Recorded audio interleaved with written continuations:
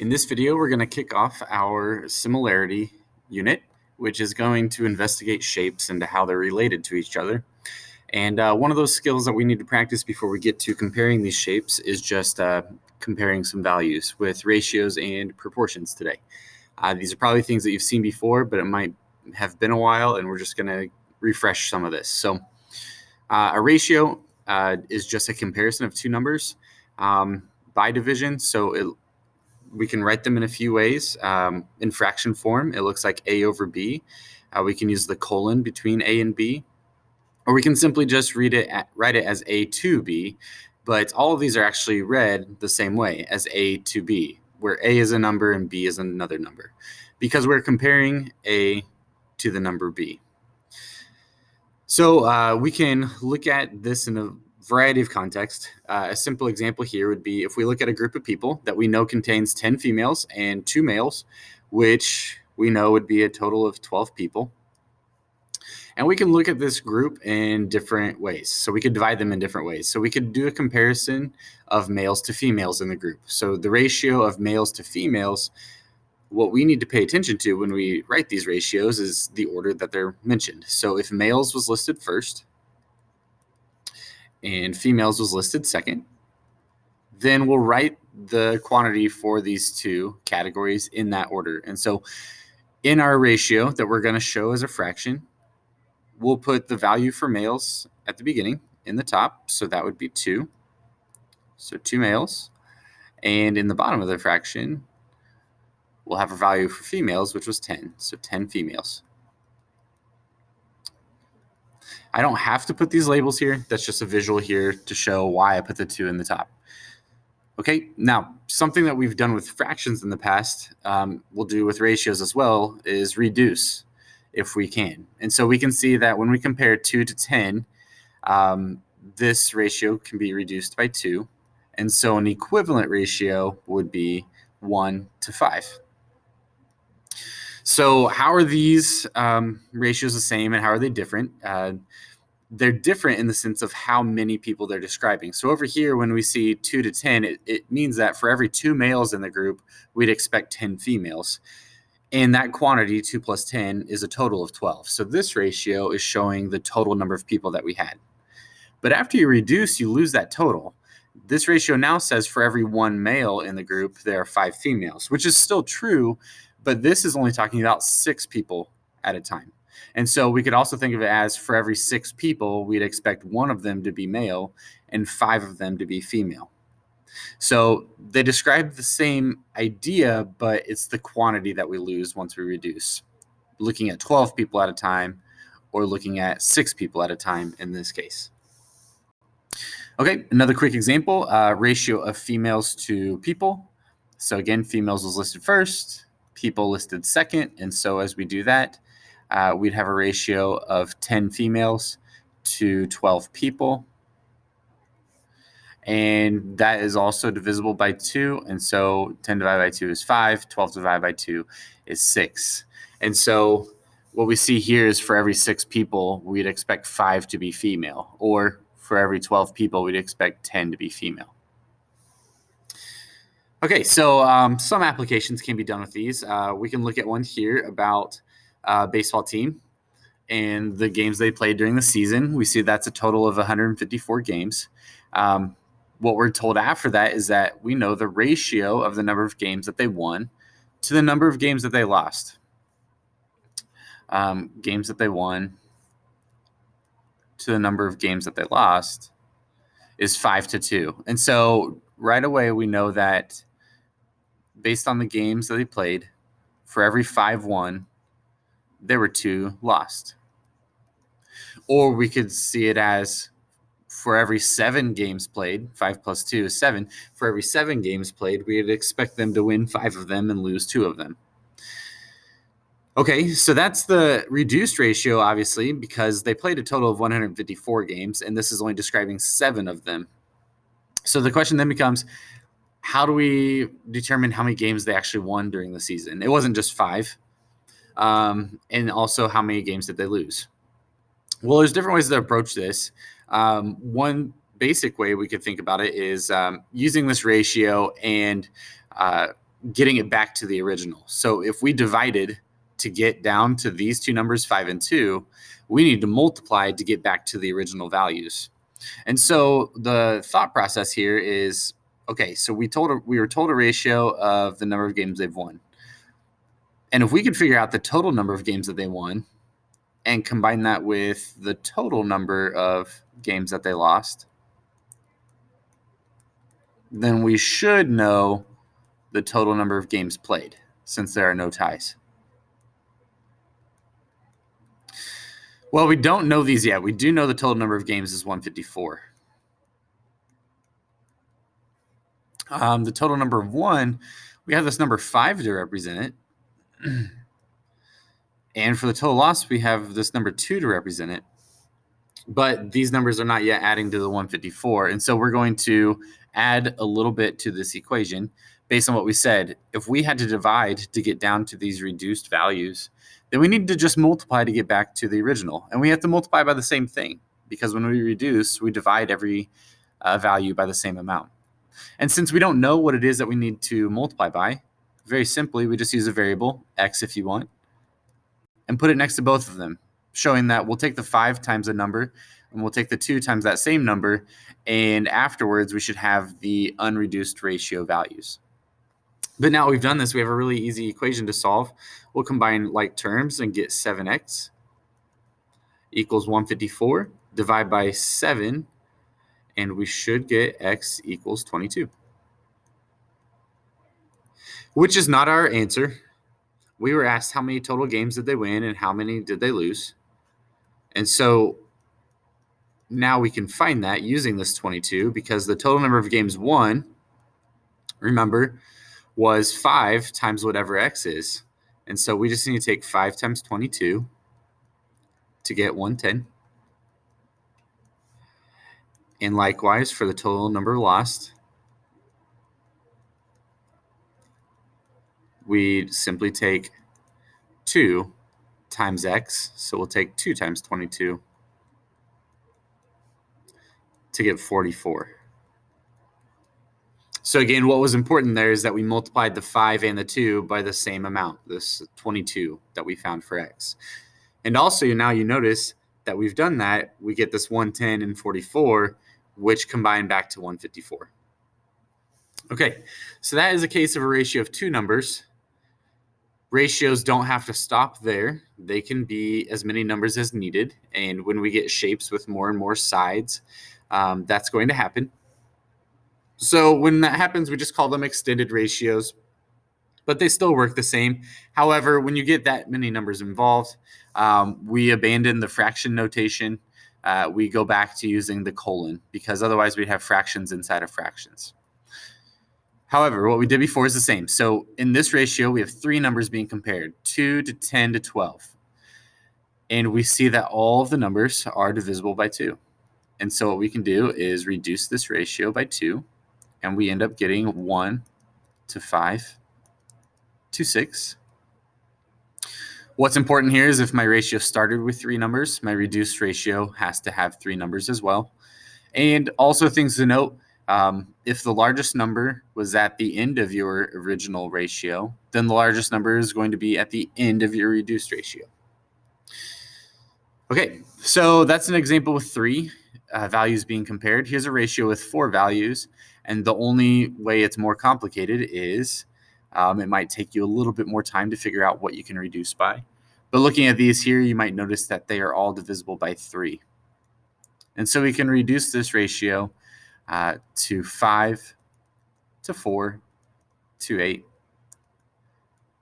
to 10. Okay, so why would we do that? A very simple case down here involving a triangle. We're told about the measures of the angles, and that's important to know that we're referring to the angles. So the measures of the angles in a triangle are in an extended ratio of 3 to 5 to 7. And we're supposed to find the measure of each angle. So in other words, 3, 5, and 7 are not the actual angle values, and we'll see that here. So let's draw a triangle really quickly. Oh, that's not what we need. Okay. Let's do this instead. So making a triangle here. Nothing too fancy. Okay. We can put in these values of 3 and 5 and 7. Well, we could think about this. So here are the reduced values of the ratio of angles. So when we took our 3 angle measures, they reduced down to 3, 5, and 7. And we should know these can't be our angle measures anyway because they only add to 15. And our angles in a triangle are supposed to add to 180 degrees. So the goal is to get from these numbers back to the original angle measures. And it's very similar to that baseball example earlier. If we divided our 3 angle values to get down to 3, 5, and 7, then what we need to do to get back to those angle values is multiply.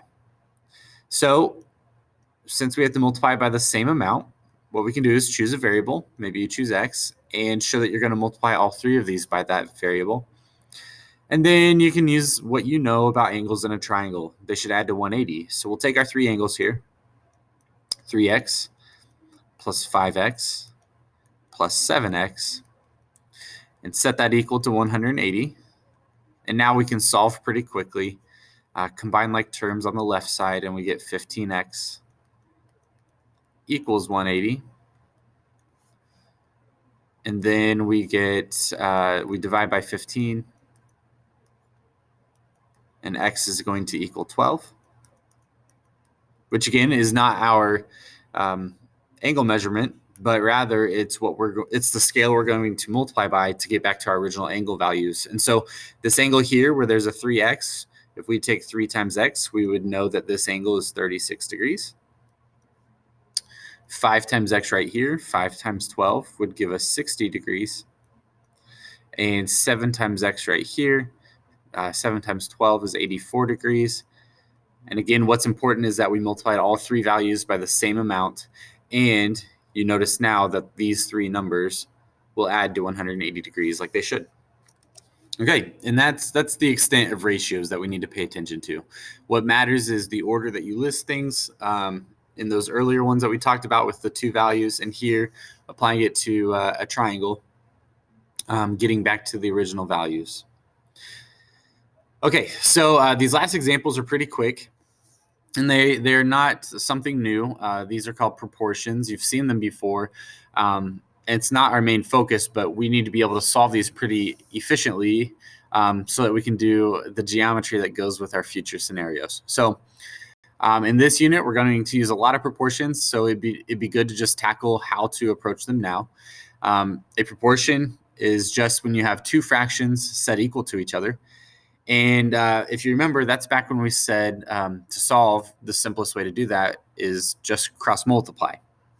And so here you see I have a fraction of a over b equals c over d, and I've color coded because when you cross multiply, the 2 values in red here, a and d, should multiply together, and the 2 values in blue, b and c, should multiply together. That's what we mean by cross multiply. And the easiest way to do this is leave the equal sign in the middle and leave the numerators on whatever side they're on. So a is on the left side, leave it there, bring the d over to the left side, as shown. And same here, leave c on the right side, bring the b up to it, and they'll be on the right side together. So what could happen is, depending on how you read a scenario, you might set your proportion up a little bit differently than someone else, and that can be okay, because you might notice down here, I have 4 proportions. They are all slightly different in the arrangement, but in all 4 of them, the same values are always multiplying. A always multiplies with D, and B always multiplies with C. And what that means is these are all equivalent proportions. So if I end up setting it up as this first scenario and you end up setting up as this last scenario, that's just because we read the problem differently and approached it differently. But we still both have valid processes that are getting us to the same solution. Okay, so let's try this really quickly here. A couple examples. Example G, very basic. We have 5 over 11 equals x over 7. And like I said before, the best thing we can do is keep this equal sign in the middle and then leave the 5 and the x on the sides that they're already on. So we'll bring the 7 up to multiply with the 5. So we have 5 times 7 over here. And we will multiply the 11 with the x. So 11 times x. And see what we get. So here we get 35 equals 11x. Very simply, we divide by 11. And we get 35 elevenths equals x. And we can try to reduce, which it doesn't. The decimal is not nice. General rule, if your decimal doesn't end after 3 or 4 decimal places, don't use it. This is perfectly fine. X equals 35 over 11. So quick couple steps and we're all done. All right, let's try this again with h over here. Example h. The only way this one's different is that we have the variable twice, and in one spot we have this binomial that we'll be careful with. But otherwise, everything's the same. We have a proportion, one fraction equal to another fraction. So we'll cross multiply. Again, good strategy. Keep the equal sign in the middle to be organized, and leave the numerators on the sides that they're on. So we're going to take the 7 times this x, and we're going to take this 5 times this x plus 3. Now, it's good to use parentheses here, especially around the x plus 3 to show our multiplication, because what we need to make sure that we're doing is that we are distributing this 5 times the x plus 3. So that's just something to watch for. If you have multiple terms in one of your spots, you're going to need to distribute. So in this case, let's see what we get. On the left side, 7 times x is 7x. On the right side, 5 times x will give us 5x, and 5 times 3 will give us 15. Okay, so now we've cross multiplied, solving a two-step equation here back from Algebra 1 days. Let's see, need to put a minus 5x here, not minus 2. So subtract 5x on both sides, 2x equals 15. Divide by 2. And you can either leave your answer as 15 over 2. This is also a nice decimal that you can feel free to use as well, 7.5. And that's all it takes as far as solving a proportion. More of what we will practice in the coming days is how to set up these proportions. So just a quick look into that. One last scenario here about Monique's randomly surveying 30 students from her class and finding that 18 had a dog or a cat for a pet. So depending on how you read this and how you interpret it, you might start your proportion a little bit differently. Because we know that this ratio from her class, 30 students, 18 had a dog or dog or cat for a pet. And what we want to do is use that to predict how many out of the 870 students in the school might have a dog or a cat for a pet. A lot of ways to approach this. Here's one way we could. You start off your first fraction with the values that were given, and it doesn't matter which one you start with. I feel like a lot of us like to put the smaller number in the top, not that it matters. But let's say you set it up like this, where you say 18 students had a dog or a cat for a pet. And then you say that was out of the 30 students. Now that we've set up this fraction, we have to be careful with the next one. There wasn't really any pressure here how we set this first one up. But now that we have, what we need to make sure we do is that we are consistent on this other side to where the labels are in the same locations. So if we had pets referred to in the top of this fraction and students in the bottom, we're going to do the same thing here. So this ratio over here was to talk about the small group of 30 students. Now what we want to do is look at a ratio that applies to the whole group of 870 students. And what we're trying to solve for is how many of this 870 have a cat or a dog for a pet. At least make that prediction. And since we don't know that value, we throw in a variable of our choice, maybe use x. And then all we have to do is make sure we still know how to solve this proportion, which we should now. So keep the equal sign in the middle. We're going to take 870 times 18. And we'll multiply 30 with x. And what does that give us? 18 times 870. Seems a little outrageous at first. It's 15,660 equals 30x. And divide by 30. And we should get 522 equals x. And remember what x is representing. It's how many students in the student body had a pet, how many we predict to have a pet. So our prediction is that 522 students are predicted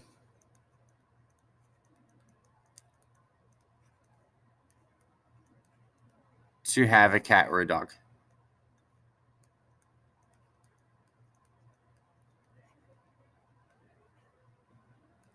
As a pet. Okay. So that is all we'll leave it at with today. What we'll really end up doing in the coming weeks is using this idea of proportionality between shapes rather than just using numbers in a scenario like this one.